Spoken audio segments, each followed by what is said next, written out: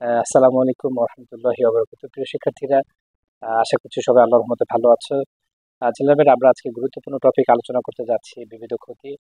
নবম দশম একাদশ দ্বাদশ অথবা যারা কলেজ ভর্তি পরীক্ষা দিবে বা বিভিন্ন বিশ্ববিদ্যালয় ভর্তি পরীক্ষাগুলো তো ব্যবসা শিক্ষা গ্রুপের এই প্রশ্নগুলো এসে থাকে। আমরা বিবিধ ক্ষতি নিয়ে আলোচনা করছি। বলা থাকতে পারে যে আমাদের 10,000 টাকা চুরি হয়েছে, তাহলে আমরা জাবেদা লিখবো বিবিধ ক্ষতি হিসাব ডেবিট, নগদান হিসাব ক্রেডিট। একইভাবে যদি বলা থাকে যে ছিনতাই হয়েছে, তখন আমরা জাবেদা লিখবো বিবিধ ক্ষতি ডেবিট, নগদান ক্রেডিট। হারিয়ে গিয়েছে 5,000 টাকা, বিবিধ ক্ষতি হিসাব ডেবিট, নগদান ক্রেডিট। আমাদের বলা থাকতে ক্যাশ বাক্স থেকে চুরি হয়েছে, একই জাবেদা বিবিধ ক্ষতি হিসাব ডেবিট, নগদান হিসাব ক্রেডিট। আমাদের এখন যে প্রশ্নটা বলবো সেটা হচ্ছে একটু এক্সেপশনাল। মূল্যহীন চেক। মূল্যহীন চেকের জাবেদা হবে আহ, বিবিধ ক্ষতি ডেবিট, নগদান ক্রেডিট, যদিও চেক বলা আছে, বি কেয়ারফুল। একইভাবে যদি আমাদের পণ্য আগুনে বিনষ্ট হয়, তাহলে কিন্তু আমরা লিখবো বিবিধ ক্ষতি ডেবিট, নগদান না, সাবধান হুঁশিয়ার। যদি পণ্য বলা থাকে, কি বলা থাকে, যদি পণ্য বলা থাকে তখন আমরা জাবেদা লিখবো বিবিধ ক্ষতি ডেবিট, ক্রয় ক্রেডিট। আচ্ছা, একইভাবে যদি আমাদের লেখা থাকে কোনো স্থায়ী সম্পদ যদি পুড়ে যায়, যেমন 10,000 টাকার আসবাবপত্র পুরো পুড়ে বিনষ্ট হয়েছে, হ্যাঁ, অথবা আগুনে বিনষ্ট হয়েছে, তখন লিখবো বিবিধ ক্ষতি ডেবিট, আসবাবপত্র ক্রেডিট।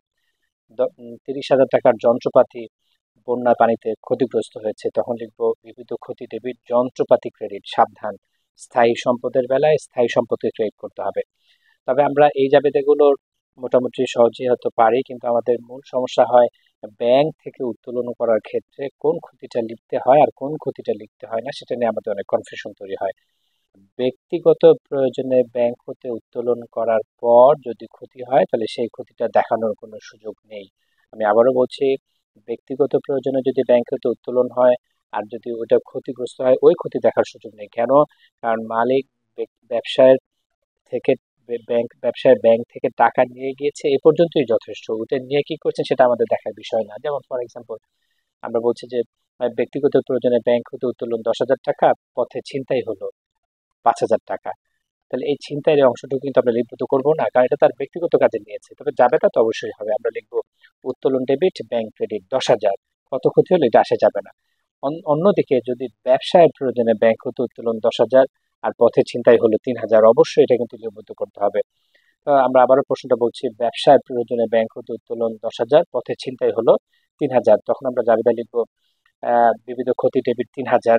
কারণ 10,000 টাকার মধ্যে 3,000 ক্ষতি হয়েছে আর আমাদের কাছে নগদ আছে 7,000। তাহলে আবারও জাবেদা বলছি বিবিধ ক্ষতি ডেবিট 3,000, নগদান হিসাব ডেবিট 7,000। কারণ 10,000 টাকা তুলেছি আর 3,000 টাকা চিন্তা হয়েছে, আমাদের আছে 7,000 টাকা। বিবিধ ক্ষতি ডেবিট 3,000, নগদান ডেবিট 7,000 আর ব্যাংক ক্রেডিট 10,000। সবাই বুঝতে পেরেছো কিনা? কারো যদি কোনো সমস্যা থেকে থাকে আমাকে কমেন্টসে জানাবে, ইনশাল্লাহ আমরা তোমাদের রিপ্লাই রিপ্লাই করবো। পাশাপাশি তোমরা এগুলো বারবার ভিডিওটা দেখবে, প্র্যাকটিস করবে, এটা সহজ হয়ে যাবে আশা করি। আবারও কোনো ভিডিওতে দেখা হবে, সে পর্যন্ত সবাই ভালো থাকো। ধন্যবাদ সবাই।